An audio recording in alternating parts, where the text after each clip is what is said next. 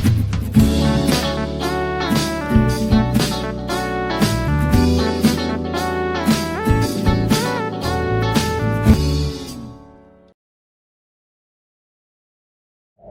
Sobat Sehat, selamat datang di Podcast Media, podcast kesehatan Puskesmas Setiabudi yang hadir untuk berbagi informasi kesehatan yang akurat, menarik, dan tentunya mudah dipahami oleh masyarakat. Nah, di setiap episodenya, Podcastpedia ini membahas informasi yang kadang-kadang suka terlupa nih sama kita, tapi sebenarnya sering hits atau sedang hits di kalangan masyarakat. Nah, untuk Podcastpedia kita hari ini, temanya itu tentang laboratorium. Kalau teman-teman atau sobat sehat semua, kalau dengar tentang laboratorium tuh, apa sih yang ada di kepala sobat sehat semua? Kalau di kepala saya sih ya, yang ada di kepala saya tuh kalau dengar laboratorium itu adalah vampir, karena itu berhubungan dengan darah, ya kan, tentang penghisap darah lah ataupun ruangan yang isinya penuh dengan darah lah gitu ya. Tapi enggak juga sih sebenarnya. Kalau laboratorium itu sebenarnya ada juga yang isinya tentang berbagai macam alat-alat yang canggih lah, mulai dari tabung reagen lah ataupun alat-alat yang canggih. Nah, kita hari ini akan membahas tentang laboratorium dan tema kita hari ini tentang obral, yaitu singkatan dari obrolan bareng orang lab. Nah, di sini kita sudah mendatangkan narasumber yang sangatlah paten sekali nih di bidang laboratorium Puskesmas Setiabudi. Nah, namanya adalah Mbak Susi. Halo Mbak Susi. Halo semua. Boleh perkenalkan diri dulu ke Sobat Sehat, silahkan. Halo semua, nama saya Susi dari Laboratorium Puskesmas Setiabudi. Di sini ternyata lumayan banyak juga ya, seru banget tentang pembahasan laboratorium di Puskesmas, terutama di Puskesmas Setiabudi. Banyak banget ya Mbak? Banyak sekarang. banget kalah. Masa sih Mbak? Iya, yang luka berdarah,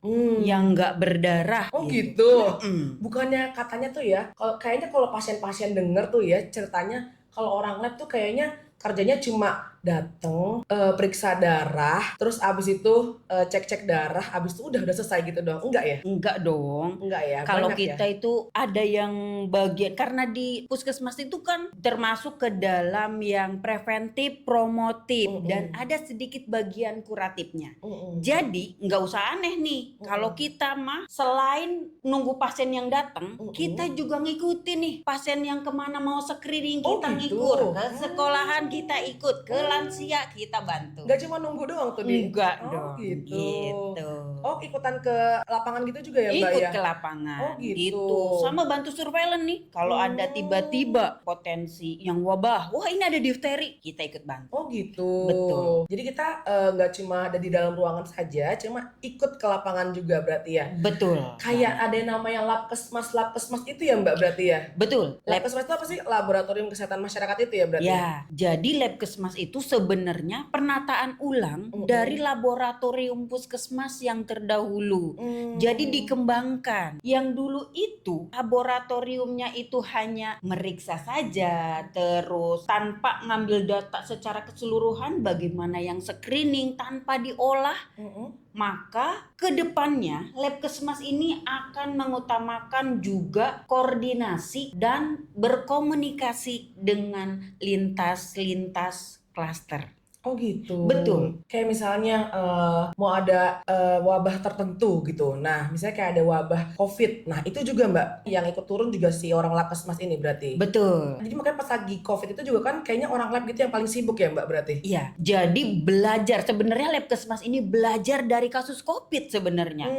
Jadi dari KMK itu benar-benar dinotis banget tuh, belajar dari kasus COVID bahwa kita ingin memperbaiki sistem kesehatan di masyarakat dalam usaha pencegahan, mempromosikan bagaimana meningkatkan kesehatan masyarakat. Oh gitu. Jadi sekarang begitu ada indikasi di RT ini ada yang demam berdarah, langsung kita koordinasi. Halo, klaster 4, tim Kesling, tim surveillance, please ada kasus NS1 positif, suspek DBD, apa segala macam. Langsung mereka akan mencari, oh kira-kira langsung PE kah, langsung apakah. Mereka akan menyiapkan, kira-kira ada pasien lagi nggak yang mendekati itu. Nanti begitu banyak kasusnya, mereka akan langsung turun lapangan.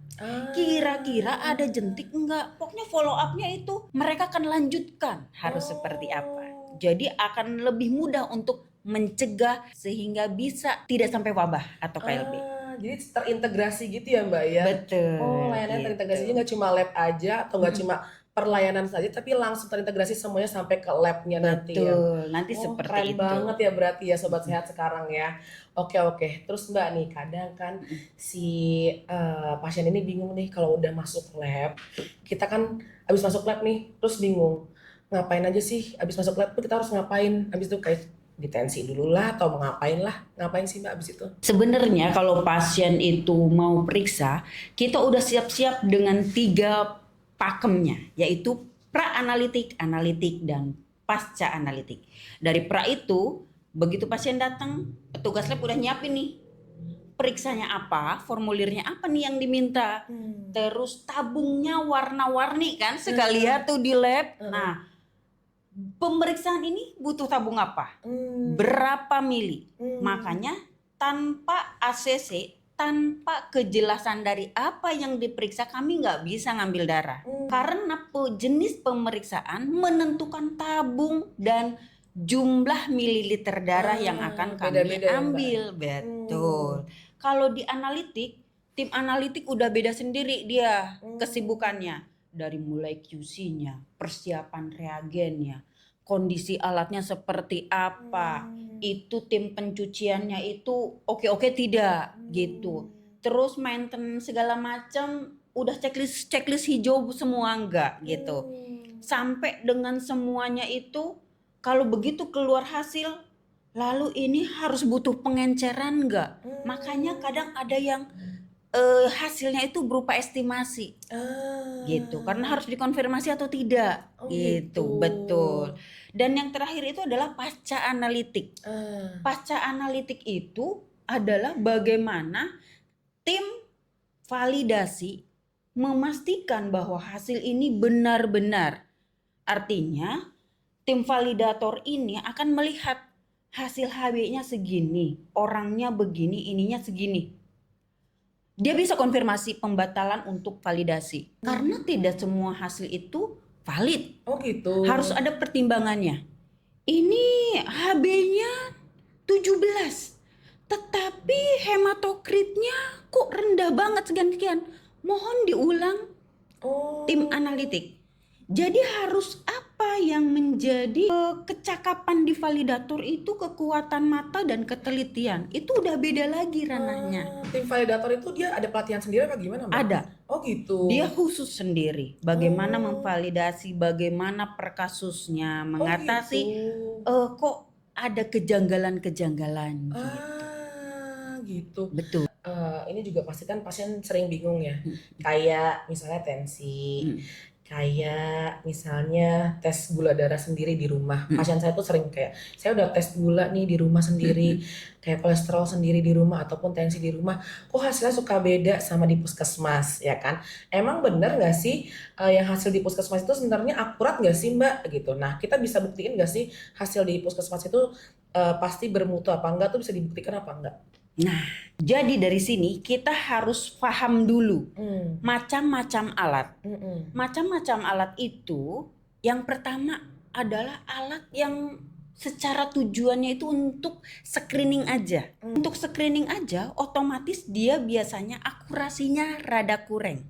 Tapi kan untuk screening aja, untuk menjaring aja, walaupun akurasinya kurang, setidaknya kita bisa memperkirakan. Yang screening aja tuh kayak misalnya yang langsung jadi ya. Betul. Kayak alat dicetek gitu doang ya. Kan. Yang kita punya di rumah itu buat screening aja. Betul. Dengan harapan setelah screening kita ada pencopotan nih. Wah ini tinggi, yang ini tinggi. Oke. Jadi nggak bisa langsung memvonis kamu diabetes. Tidak. Kami butuh untuk mengkonfirmasi. Maka dikonfirmasi dengan alat analyzer yang ada di lab nanti besar dengan volume darah yang pasti berbeda. Seperti itu. Kenapa harus pakai alat besar? Alat besar itu dia maintenance-nya lebih banyak. Dia setiap hari ada auto kalibrasinya. Dan yang paling pentingnya dia kan ada QC-nya juga. QC dengan normalnya, bagaimana dia daya baca tuh alat. Bagaimana dengan abnormalnya itu alat ataupun semua level untuk hematologi. Jadi kalau 2 poin itu belum lagi ditambah 1 poin, namanya pemantapan mutu eksternal. Pemantapan mutu eksternal ini adalah untuk melihat mutu alat kita, mutu reagen kita, mutu petugas kita. Dengan cara apa? Dengan cara kita ke laboratorium yang lebih besar pastinya untuk dinilai semua itu, baik petugasnya, reagennya, alatnya, semuanya. Dengan cara kita dikasih sampel, kita kerjakan, kita kasih hasilnya kembali. Oh gitu. Umpamanya kalau dulu BB Binomika kah, atau mau dari Bayoret yang independen, silahkan. Itu masing-masing yang pasti di luar dari laboratorium kita yang akan menilai. Nanti mereka akan punya nih peer-nya sendiri, ataupun mereka akan punya, jika dikonversikan dengan alat ini maka hasilnya akan tetap sama, tidak jauh. Jadi saat ada kita mulai menyimpang, kita itu akan kelihatan, oh kita dibandingkan dengan Prodia, kita dibandingkan, kita berani karena mutu kita tetap terjaga. Mau dimanapun hasil kita kan sama, disesuaikan dengan metodenya, disesuaikan dengan alatnya, maka hasilnya setelah dikonversikan itu akan tetap sama. Gitu. Kayak gitu. Panjang ya. Tapi ya Mbak, hasil yang buat screening itu kayak yang dicetak-cetak itu, apakah hasilnya akan berbeda jauh sama yang di tes lab yang secara diambil darahnya itu apa enggak? Sebenarnya ada yang harus diperhatikan dalam penggunaan. Yang pertama itu petugas, bagaimana cara menggunakannya. Mau petugas, mau secara mandiri, itu bagaimana menggunakannya. Masing-masing alat punya arahan sendiri-sendiri, punya leaflet masing-masing, caranya. Ada yang sensitif terhadap volume, ada yang sensitif terhadap alkohol, banyak. Makanya cara penggunaan itu berbeda, ikutin dengan leaflet alat yang ada. Ngaruh ya Mbak dari alkohol? Ngaruh banget. Oh gitu. Betul. Soalnya kan pasien saya juga sering ngeyel ya kalau kayak gitu. Kayak dicek GDS di sini tuh mereka tuh tinggi, karena kan kalau cabut gigi pasti dong. Kalau saya ada kecurigaan dia punya gula darah tapi mereka nggak pernah cek, saya pasti cek GDS dulu gitu. Seenggaknya GDS dulu ya, nggak usah gula darah puasa, nggak usah, GDS dulu seenggaknya tinggi tuh. Tapi mereka selalu bilangnya saya selalu cek di rumah tuh normal gitu. Nah itu kok bisa berbeda gitu. Nah berarti emang kemungkinan dia pengambilannya juga salah, dari gitu juga bisa juga ya Mbak? Ada dari alatnya tadi, jadi instruksi kerjanya. Terus yang kedua waktunya. Terus yang ketiga kondisi tubuh pasiennya. Jadi 1 jam aja kadang-kadang berubah kan, berbeda. Bener. Karena yang mempengaruhi hasil laboratorium itu bukan hanya kualitas alatnya saja, tetapi tubuh si pasien itu juga menentukan. Terutama di apa? Input makanannya. Makanya kadang-kadang pemeriksaan lab itu disuruh puasa. Karena input makanan mempengaruhi. Yang kedua adalah aktivitas fisik. Sering ya kita disuruh kalau bisa jangan olahraga dulu. Karena apa? Dengan berolahraga maka keringat ngucur. Setelah ngucur maka otot itu kan akan meregang. Nah, beberapa cairan yang dikeluarkan oleh tubuh ikut membuat konsentrasi darah juga berubah. Gitu. Sengaruh itu ya Mbak? Sengaruh itu. Oh gitu. Bisa jadi juga kan, kadang kan juga mungkin hilaf. Itu alatnya juga udah nggak dipakai lama, expired bisa juga kan? Belum dikalibrasi apalagi. Bener. Apalagi kan kalau saya punya mandiri, pasti nggak dikalibrasi ya kan? Itu yang saya sering bilang sama pasien. Perbedaan alat di puskesmas dengan punya sendiri, apakah punya pasien atau punya sobat sehat sudah dikalibrasi? Pastinya belum. Kalau punya di puskesmas pasti sudah dikalibrasi. Jadi insya Allah lebih akurat punyanya puskesmas gitu. Iya. Jadi minimal alat itu minimal banget ya 1 tahun sekali. Semakin sering dipakai harus semakin sering juga dikalibrasi. Gitu. Minimalnya setahun sekali. Gitu. Oke, Mbak Susi. Seperti Oke, kita kembali ke laptop lagi ya. Siap. Seru banget. Ternyata ini masih belum ada sepertiganya ya pembahasan kita ya, Mbak ya. Terus nih, Mbak, saya juga pengen nanya.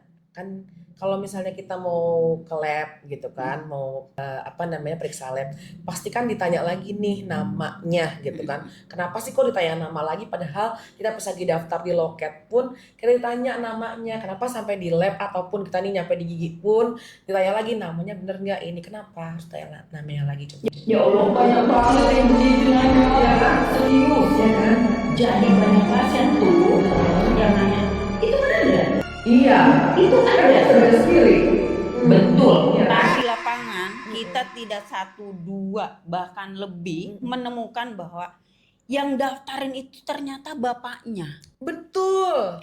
Pas mau diambil darah, Tovan, bukan. Ini yang sakit siapa Pak? Anak saya. Iya, benar. Gitu. Kalau cewek kadang-kadang, tapi pernah juga sih kejadian itu. Dia tuh bilang kan, bukan saya Mbak yang diambil darah. Lalu ini tapi di sini namanya siapa? Tovan. Lo gimana sih? Nah, mohon maaf Bapak, apakah Bapak tadi saat daftar Bapak ngasih identitas siapa? Saya, orang saya yang diminta. Bener. Jadi dari depan aja udah salah paham. Bener. Maksudnya bapaknya mau daftarin anaknya. Bener. Gitu. Bener. Tetapi ternyata identitas pasiennya Bapak. Bener. Gitu. Sepertinya harus nambah penekanan lagi. Gitu. Itu keselamatan pasien banget itu. Kacau banget kalau kita udah tarik nafas, alhamdulillah. Bener. Masih belum gitu Bener. kan. Bener. Makanya harus ditanya nama. Selain nama apa lagi Mbak yang harus ditanya? Tanggal lahir. Betul. Kalau umur kita udah nggak pakai deh. Betul. Capek. Karena kalau nama juga namanya sama, bisa aja satunya Susi juga ya kan? Paling susah kalau udah itu pasiennya lupa tanggal lahir, saya lupa. Bener, udah gitu nggak bawa KTP, udah dan tuh kata kita, Bismillahirrohmanirrohim. Jadi mohon tolong banget Bener. kalau berobat itu kalau bisa identitasnya dilengkapin. Betul. Supaya tidak ada kesalahan ke depannya, di rekam medisnya, seperti itu. Gitu dong. Itu buat keselamatan pasien sendiri ya, Sobat Sehat. Terus Mbak Susi, kadang juga ada yang bertanya nih, kenapa sih kalau kita mau dicek labnya nih, ada yang disuruh puasa, ada yang disuruh enggak gitu. Nah itu bedanya tuh apa sih Mbak? Karena dengan kita makan, otomatis kan merubah pekerjaan dari tim pencernaan. Nah, saat pencernaan itu bekerja, otomatis itu beberapa enzim juga harus bekerja. Jadi, itu juga akan merubah komposisi yang harusnya basal, maksudnya aslinya gitu. Jadi kan akan teracuni, artinya bukan teracuni secara gimana ya, tapi dia itu harusnya basalnya itu 20, tetapi gara-gara dia ada penambahan otomatis saat gulanya masuk, hormon insulin nambah, berarti kan gula yang terdeteksi juga akan berlebih gitu. Apalagi saat puasa. Itu makanya kita tuh akan bertanya, Bapak puasa atau tidak? Karena kalau tidak puasa, ya kita masukkan kategorinya gulanya tidak puasa. Karena nilai normalnya juga akan berbeda nilai referensinya. Maka kalau pasien tidak jujur, saya puasa, tapi hasilnya tinggi, kebayang ya, dia itu harusnya tidak DM menjadi DM. Bener. Kan jadi serem gitu. Bener. Nah, metabolisme tubuh itu kalau umpamanya dipaksa terus akan membuat rancu hasil labnya. Oh gitu. Tidak dalam kondisi basal, kondisi aslinya. Oh gitu. Betul. Jadi emang kita harus jujur ya Mbak ya. Kalau lagi Jujur. nggak puasa ya bilang aja lagi nggak puasa gitu. Betul. Kalau lagi puasa ya emang puasa gitu. Jangan dilebih-lebihkan gitu kan. Yang Betul. sedang-sedang saja. Aye. Ya kan? Gitu. Oke, lanjut Mbak Susi. Siap. Terus Mbak, oh iya Mbak Susi. Kadang juga nih, pasti kan Mbak Susi sering dengar dari pasien-pasien Mbak Susi juga nih ya. Kok saya ngambil darahnya nih sebentar, tapi kok hasilnya lama banget sih Mbak gitu. Nah itu kenapa sih biasanya? Nah itu ada tuh karena kadang sebentar, kadang lama gitu kan. Beberapa hasil itu yang tadi kita di awal bilang itu perlu dikonfirmasi. Kayak ini HB-nya rendah, wih HB-nya rendah nih, atau trombositnya rendah banget, kritis gitu kan. Kan ada level hasil yang di luar dari nilai referensi atau nilai normalnya, ada juga nilai yang kritis. Artinya butuh tindakan tambahan nih kalau hasil ini sampai keluar. Maka kita butuh namanya pemeriksaan konfirmasi. Umpamanya trombositnya rendah banget, ayo kita bikin slide. Nggak bisa. Jadi harus apa? Jadi ada tambahan tindakan untuk kita memastikan bahwa hasil itu benar-benar yang sebenarnya. Trombositnya 70.000, kita harus pastikan lagi, benar nggak? Kita bikin slide, begitu bikin slide ternyata ini banyak clumping, banyak trombosit yang bergerombol. Kemungkinan ada dua, itu kan ada bekuan yang mikro. Ambil darah ulang, atau kemungkinan lain adalah alergi sama pengawet. Ada kasus alergi dengan pengawet. Bahkan dulu petugas kita ada yang alergi pengawet. Jadi udah otomatis kalau beliau itu periksa, pengawetnya akan kami bedakan sendiri. Oh gitu, pengawet darah yang buat Pengawet ininya. darah biasanya ungu, tapi karena beliau itu alergi terhadap kalium EDTA, maka kami ganti dengan Citra. Oh gitu, khusus berarti dia. Khusus. Kan sedih ya kalau misalnya udah ditusuk-tusuk lagi. Dikonfirmasi, diulang tambah lama. Iya, udah sakitin lagi. Tapi itulah kami juga harus punya moral gitu ya, untuk bagaimana kami benar-benar dulu disumpah ya kan, untuk memberikan hasil yang benar untuk orang yang benar dengan cara yang benar. Masya Allah, tabarakallah, emang super sekali Bu Susi. Oke deh Bu Susi, lanjut ya Bu Susi. Boleh. Jadi bisa nggak sih peserta BPJS nih minta cek lab sendiri gitu, mandiri gitu. Kayak ujuk-ujuk, Mbak saya minta cek lab dong, bisa nggak? Tanpa indikasi atau tanpa disuruh sama dokternya. Karena BPJS, maka arahannya adalah sesuai indikasi dari dokter. Karena bagaimanapun, untuk apa ini sekonyong-konyong periksa ini gitu. Kan kadang soalnya pasien itu banyak salah paham. Salah pahamnya di mana? Dia meriang periksanya kolesterol. Iya benar. Nggak nyambung kan? Benar. Dia itu kasusnya sepertinya infeksi gitu loh, kan demam meriang. Kalau periksanya kolesterol kan nggak nyambung. Dokternya bingung, ini harus dikasih obatnya apa dong? Masa ya obat kolesterol gitu kan? Seperti itu. Jadi kalau mau periksa mandiri boleh aja. Tetapi yang pertama kaitan terhadap kondisinya jadi kurang optimal. Yang kedua boleh saja, tetapi berbayar sesuai tarif gitu. Jadi nggak bisa sekonyong-konyong. Nggak bisa. Nggak Mohon bisa. maaf. Iya, karena kan emang harus sesuai dengan indikasi ya. Betul Iya. gitu. Oke.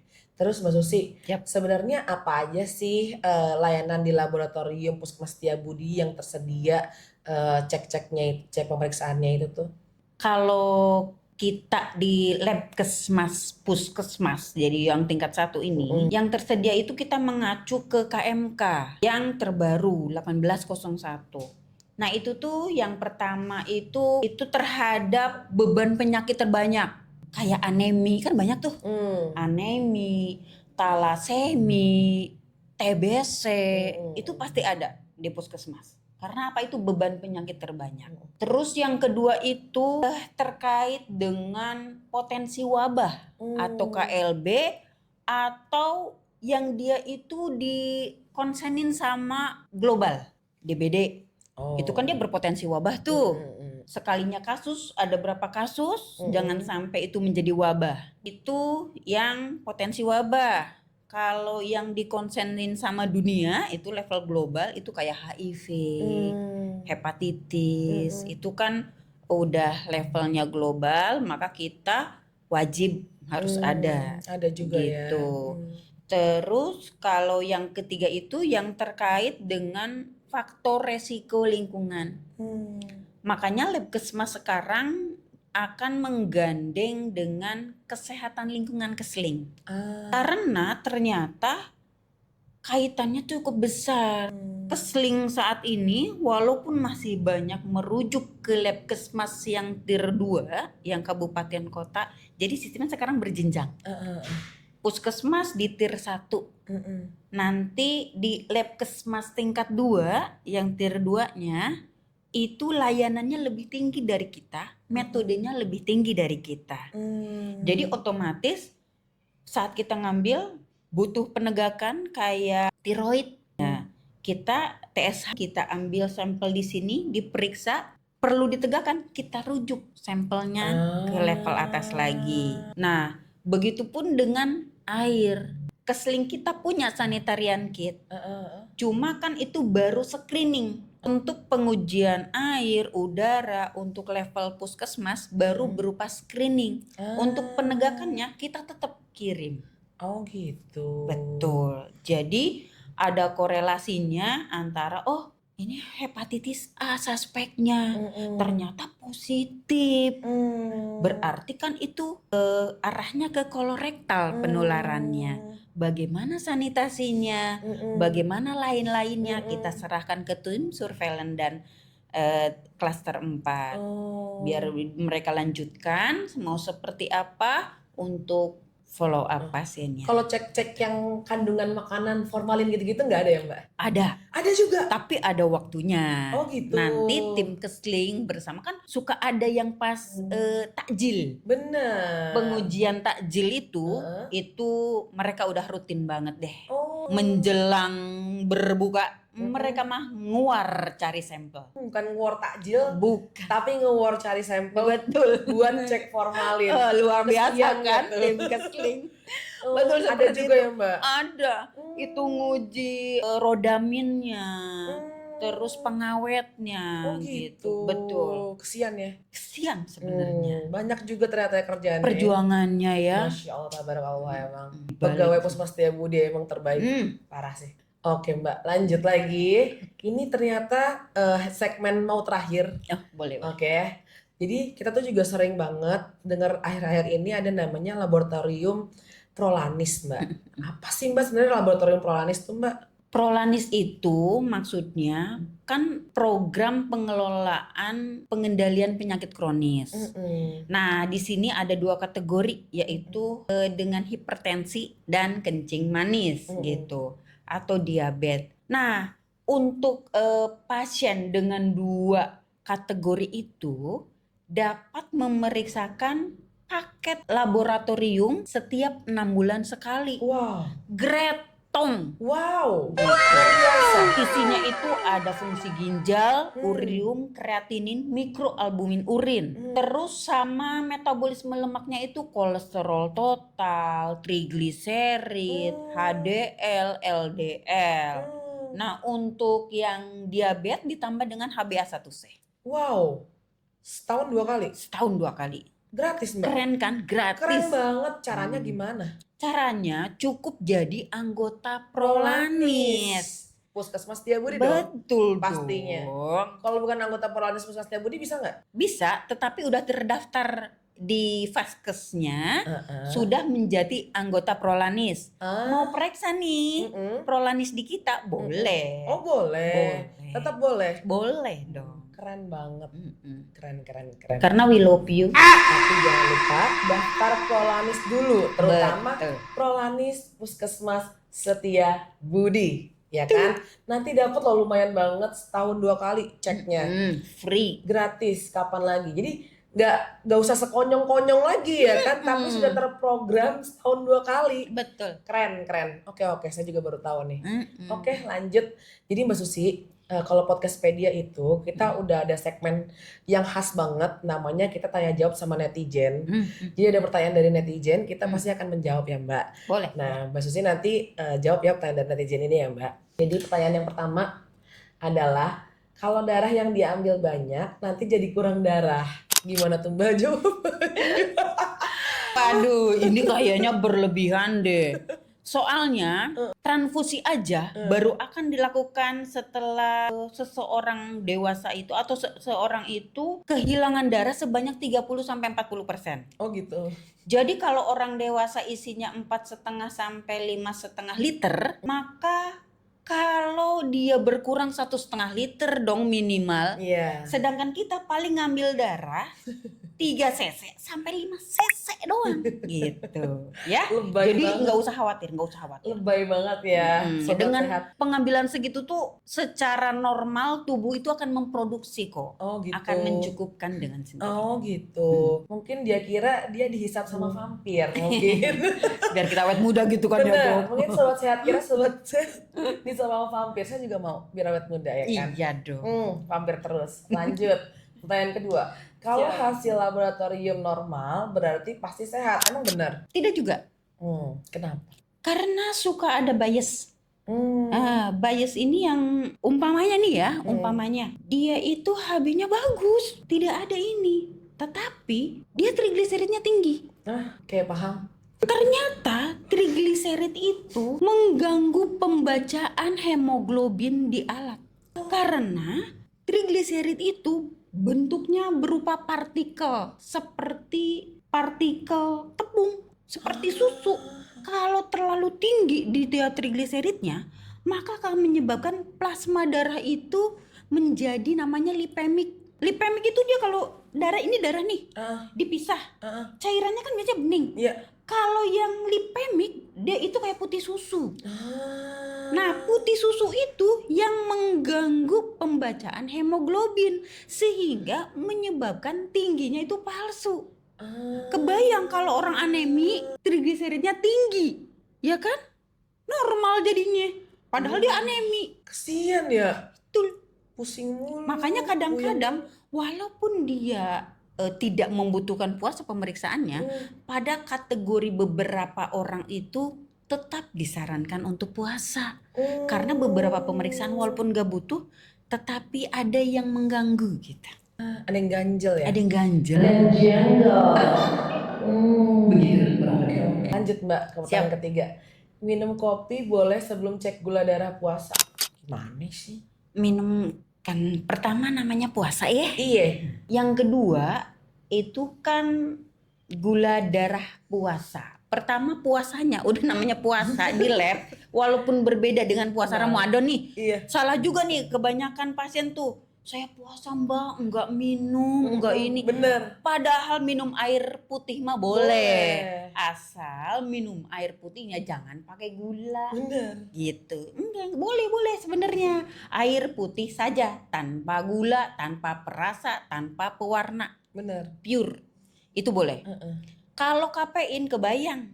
Kopi isinya ada kafeinnya. Terus dia memacu beberapa enzim gitu kan ya. Jadi otomatis mengganggu. Kecuali emang waktu puasa, ceknya gula darah puasa, mungkin ya nggak apa-apa kan emang berbarengan sama waktu puasa ya Mbak ya. Tapi kan kalau misalnya lagi nggak berbarengan sama lagi Ramadan, terus dia mau cek gula darah puasa, ya ngapain puasa Ramadan pakai sahur gitu. Pakai air puasa juga gitu ya kan. Iya, minum air aja ya kan. Ya, Tapi emang nggak boleh pakai gula. Begitu Namanya agak maksudnya. Artinya membatasi input gitu. Iya, cuma memang gula darah puasa itu ceknya kan memang jam puasanya ya Mbak ya. Jam puasanya. Berapa jam sih Mbak emang kalau puasa Mbak? 10-12 jam. Oh, jadi sebelum pemeriksaan darah kita harus puasa 10-12 jam. Jadi misalnya nih Sobat Sehat mau periksa darahnya ke puskesmas tuh jam 8. Berarti kan 10 jam sebelum jam 8 itu dia harus udah puasa. Maksudnya puasa tuh puasa tidak makan, tidak minum nggak apa-apa, minum aja gitu. Kecuali emang pas lagi Ramadan, ya itu ya jangan gitu kan. Gitu. Tapi kalau misalnya pas lagi nggak Ramadan ya minum aja Sobat Sehat, nggak apa-apa banget gitu loh.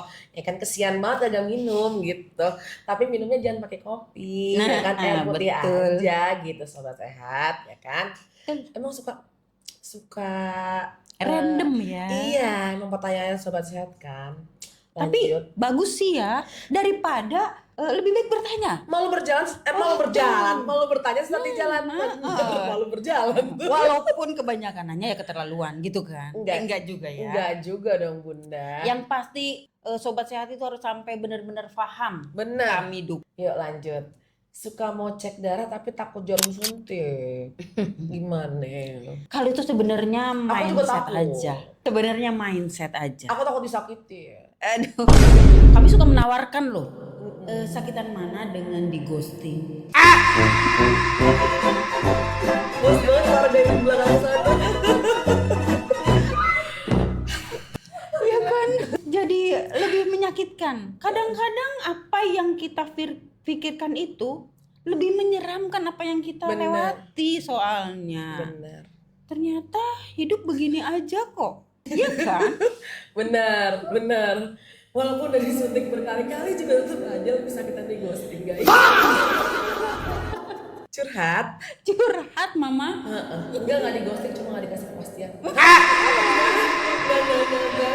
Gila. Lanjut. Aduh. Gila berhenti nih. Pertanyaan kelima ya Mbak. Siap. Boleh olahraga dulu sebelum cek laboratorium. Tadi udah dijawab ya. Sudah, jadi kan beberapa hormon adrenalin, hormon terutama kortisol gitu-gitu. Itu bisa memacu, kalau nggak salah kortisol, adrenalin, kortisol itu bisa memacu si hati ini untuk mengeluarkan glukosa. Kebayang dong nanti glukosanya tinggi atau malah makin glukosanya tinggi ya, Mbak? aktif. Ya ada waktu-waktunya. Kapan tidak saat itu juga kadang-kadang. Tetapi kan makanya olahraga itu kadang-kadang butuh energi tambahan gitu. Makanya secara otomatis, secara naluriasi tubuh juga memproduksi. Makanya tadi kan yang salah duanya yang perlu diperhatikan untuk pemeriksaan TAP itu adalah aktivitas fisik gitu. Makanya untuk terapi atau untuk menyeimbangkan kondisi dari beberapa penyakit, kadang-kadang ada yang cukup aktivitas fisik ditambahkan karena banyak kelebihannya, banyak ininya, tetapi hati-hati kadang-kadang kurang representatif di hasil labnya. Betul. Gitu. Lanjut. Masih ada lagi Mbak pertanyaan dari netizen. Boleh nggak minum obat sebelum cek laboratorium? Beberapa mungkin dia pemeriksaan bilang boleh. gini. Gimana? Iya, mungkin dia kayak biar bagus sekali hasilnya, jadi dia minum obat dulu gitu. Tapi yang tidak representatif ya kan, yang pertama. Yang kedua, itu obat itu hanya boleh dihentikan jika sudah terkonfirmasi oleh dokternya. Obat ini boleh dihentikan sementara. Obat ini tidak boleh. Pokoknya mau menghentikan atau tidak itu instruksi dokter kalau di laboratorium. Yang kedua, ada pemeriksaan yang harus berhenti atau harus dihentikan obatnya, kayak masa pembekuan, masa perdarahan gitu. APTT itu biasanya bukan di lab puskesmas sebenarnya, tetapi tetap perlu diinformasikan ke kami walaupun kami tidak ada pemeriksaannya. Karena apa? Karena saat kita mengambil darahnya, orang dengan yang rutin mengkonsumsi aspilet, pengencer darah itu, saat diambil darah kita ngedipnya harus lama karena perdarahannya nggak berhenti gitu. Jadi mohon informasikan ke petugasnya. Betul. Gitu. Lanjut ya Mbak. Boleh. Pertanyaan yang ketujuh, kalau darah susah keluar gimana tuh Mbak? Oke. Kalau darah susah keluar itu biasanya ada beberapa kondisi ya. Yang pertama dari segi petugas, pasti kami antisipasi dengan kompetensi petugas. Udah pelatihan. Yang kedua itu dari kondisi pasiennya. Kondisi pasiennya itu dia nervous segala macem, ataupun yang paling sering itu kalau dia lagi dehidrasi berat. Ada juga tuh yang dehidrasi berat padahal gede tapi nggak bisa dapat darah. Yang kental darahnya ya? Dia itu nggak dibilang kental juga, tetapi dehidrasi berat itu benar-benar susah gitu ya, nggak keluar gitu. Bahkan mau pasang infus pun susah banget. Itu ada kondisi itu. Tetapi ada juga yang dari kedua itu kok tetap nggak dapet. Ada lagi tuh pernah Apa tuh? peeling Peeling itu feeling petugas. Makanya kadang-kadang kita saat briefing ini nih pasti ngomong ada suasana hati yang kurang gitu. Karena ternyata kenyamanan, rasa tenang itu ikut meningkatkan konsentrasi. Benar-benar. Kalau sekiranya tidak tenang, silahkan menenangkan diri dulu. Benar. Jadi ketenangan petugas sangat-sangat dibutuhkan saat berinteraksi. Benar. Saya setuju Mbak Seperti itu. Susi. Jadi kita melakukan rolling nih. Supaya apa? Kita rolling yuk, bulan ini siapa yang akan di depan itu udah ada. Karena apa? Karena kita butuh refreshing. Benar. Kita butuh suasana baru. Tapi emang benar Mbak, kalau kerja nggak lagi sesuai suasana hati tuh benar. Karena emang kayak saya nih misalnya mau nambel gigi gitu, tapi suasana hatinya lagi nggak benar. Pasti ntar tambelannya juga jadinya kayak kurang estetik gitu. Betul. Jadi memang harus ntar kalau kayak gitu pasti saya tenangin dulu dirinya. Makan dulu tuh yang enak biasanya tuh, ya kan? Nyamil dulu tuh ke dalam, istirahat dulu, nyamil minum, nanti baru tenang, baru ntar kita lanjut lagi kerja gitu. Mbak. Nah, di kita Misalnya. juga ada teamworknya. Siapa yang nggak ini, tolong kabarin kami saja. Jadi kami siap membackup. Kami sudah ada kesepakatan. Siapa yang lagi kurang konsen, ayo kita bergeser. Kami kasih waktu bagaimana teamwork kita bisa bekerja. Walaupun tetap ditemukan orang yang bener-bener parno di situ kan. Aku takut banget itu Iya, pasti ada. Iya. Itu nggak akan bohong Bener, sampai bener, kapan. bener. Masalahnya kan kita berdua nih benar-benar berhubungannya sama darah ya. Betul. Langsung nih ya kan.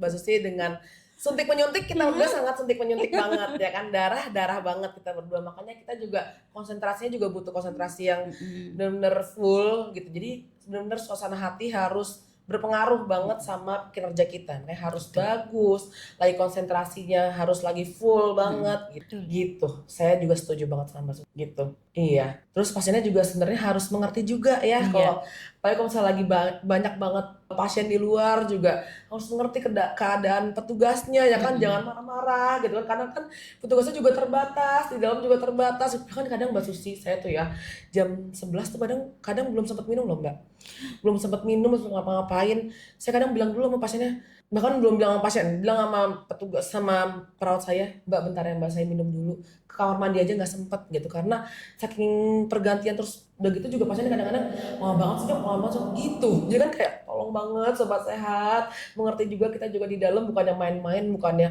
sambil saya juga megang tab tuh di dalam, bukannya sambil megang tab main-main megang tab, bukan, tuh lagi nginput rekam medis ya kan. Tolong juga mengerti keadaan kami gitu, karena kita juga di sini pengen memberikan yang terbaik buat pasien. Jadi sama-sama pengen memberikan yang terbaik, jadi ya saling mengerti saja gitu. Sebenarnya ada lagi tuh dok. Begitu kita kalau bisa berempati, alangkah lebih bagusnya lagi kalau pasien juga berempati. Artinya apa? Saat pasien satu ada di dalam, dia butuh kan konsultasi. Saya habis ngambil hasil ini gimana dok? Saya dapatnya, otomatis kan beberapa pertanyaan yang harus dipastikan dia benar-benar sudah paham. Kalau belum paham dia masih boleh bertanya. Itu adalah haknya. Gitu. Jadi kita pasti akan memberikan penjelasan sampai pasien benar-benar paham. Kalau lama mohon dimaklumi.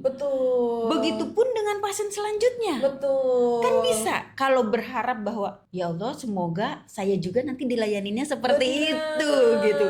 Jadi harapan kami adalah lamanya kami dengan satu orang, karena kami benar-benar harus memastikan bahwa pasien paham sekali dengan alurnya, dari mana, kemana, dan maknanya apa sih nih? Benar banget sobat seperti sehat. itu. Itu yang kami harapkan ya. Siap. Jadi tersentuh kita juga. Oke, pertanyaan terakhir ya Mbak Susi. Siap dok. Sebelum kita akhiri, tips supaya nggak takut nih pas ambil darah tuh apa sih Mbak Susi kira-kira? Yang pertama itu adalah mindsetnya sih. Yang pertama banget itu mindset. Mindset dengan sistem blok itu paling mengganggu mau di ranah apapun. Aku nggak bisa. Iya, betul. Aku takut. Nah, benar. Gitu. Jadi kalau di otak aku takut, aku nggak bisa, aku ngeri, aku serem, total. Betul. Maka kau tak akan pernah bisa sampai kapanpun. Betul. Gitu. Yang kedua, pemahaman bahwa tidak semua kengerian itu benar-benar menakutkan Betul. pada kenyataannya. Banyak yang saya pegangin dong Mbak, saya takut gitu kan. Saya takut gitu. Begitu dipegangin, begitu ini Udah gini doang emang. udah Bu. Banget. Emang kenapa? Soalnya yang saya pikirin itu saya diisep darahnya gitu, seperti itu. Jadi pemikirannya apa berarti? Semua hal yang menyeramkan itu tidak sebenar-benarnya itu menyakitkan. Betul. Gitu. Betul. Hanya perlu dilewatin saja. Betul. Ikutin instruksinya. Kami juga akan berusaha selembut mungkin. Gitu. Betul. Tarik nafasnya Ibu. Betul. Saat ini silakan. Gitu. Jadi Betul. kami akan memberikan arahan tahapan sesuai yang kami juga pernah alami. Gitu. Betul. Seperti itu kurang lebih. Sama halnya dengan cabut gigi, sama halnya juga sama. Kalau belum dicabut gigi udah teriak-teriak duluan. Bahkan orang-orang dewasa pun seperti itu. Bapak-bapak banyak yang kayak gitu. Jangan dong, tangan saya udah ditepis, udah digigit. Tenangin diri bapak, tenangin diri ibu dulu ya kan. Saya kan juga demi kebaikan bapak ibu sendiri loh ini ya kan.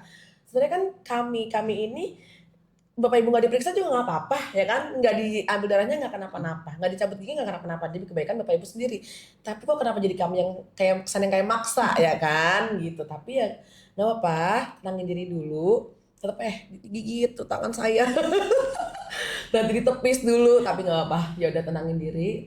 Tapi ujung-ujungnya sih mau. Tapi tadi udah disuntik, udah dicabut, terus ujungnya, oh gini doang dok, oh gini doang dok, oh nggak sakit ya, nggak sakit ya. Kayak abis itu kalau udah kayak gitu, jangan lupa Google review. Ya, Ya kan? ada lagi satu dok, pasti kami bilangin gini, saat pasien itu dia sudah mulai nervous nih dan susah, udah hampir mentok, kita pasti bilang begini, Kak, inget nggak waktu kakak tadi di rumah begitu demam, begitu sakit, begitu merasa nggak enak, badan seperti sudah patah-patah tulangnya. Iya, benar. Kebayang nggak orang yang sayang sama kamu, ibumu yang mengantarkanmu itu loh, ya kan? Begitu khawatirnya, dokter harus menegakkan ini.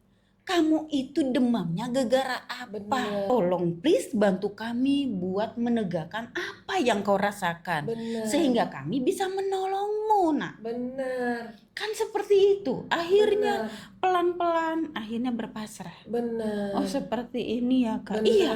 Jadi kalau kamu boleh saja nggak periksa, tetapi di rumah ibumu khawatir lagi, ibumu was-was lagi, ibumu bingung lagi.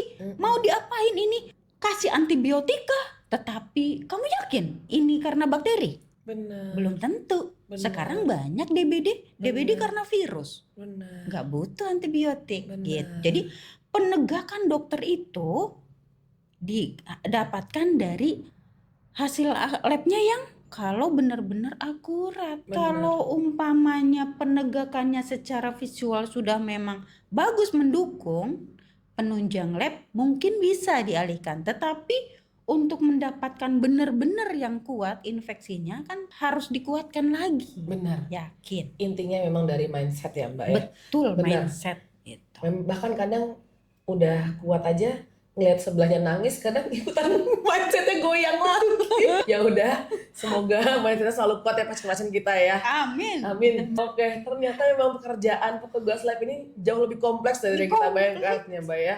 Saya juga agak amazed sendiri di sini ya kan, ternyata banyak banget nih pekerjaan teman-teman lab kita gitu kan. Terus Mbak Susi kalau misalnya boleh menyampaikan satu pesan nih kepada masyarakat atau sobat sehat di rumah tentang laboratorium itu apa Mbak kira-kira? Pesan yang pertama adalah kejujuran awal dari kesembuhan. Kejujuran bagian dari kesuksesan. Ada kata mutiaranya. Apa tuh? Bagi kami di lab, jika reaktif itu bisa dikonversikan ke dalam 1, non-reaktif dikonversikan ke dalam 2, maka hasil lab yang bagus itu yang menunjukkan angka. Tetapi hasil lab yang unggul yang mampu memberikan makna. Gitu. Seperti itu Sobat Sehat. Super sekali. Yang kedua? Sudah. Itu aja. Oke Mbak Susi, terima kasih Siap. banyak atas pembahasannya yang super sekali hari ini Mbak. Ternyata banyak banget pembahasan tentang laboratorium hari ini, mulai dari ada juga namanya Labkesmas lah, ada juga namanya laboratorium Prolanis lah, yang ternyata gratis pemeriksaannya tuh setahun 2 kali lah. Terus juga tipe-tipenya kayak gimana lah, terus kayak tata cara mau ke lab tuh kayak gimana ya kan. Keren-keren. Makasih banyak, semoga Mbak Susi nggak bosen dan nggak kapok untuk kesini Mbak Susi. Nah, bagi sobat sehat yang membutuhkan layanan Prolanis atau layanan laboratorium atau ingin mendapatkan informasi lebih lanjut mengenai layanan kesehatan di Puskesmas Setiabudi, jangan ragu untuk datang dan berkonsultasi dengan tenaga kesehatan kami. Dan jangan lupa terus ikuti Podcastpedia, media podcast kesehatan Puskesmas Setiabudi, karena akan ada banyak episode menarik lainnya bersama para dokter, tenaga kesehatan, dan juga narasumber inspiratif yang siap berbagi informasi seputar kesehatan. Saya Dr. Gigi Anita dan juga Saya Susi Ardiani. pamit undur diri. Kembali lagi bersama Podcastpedia di lain waktu. Podcastpedia, media kesehatan kita. Dadah.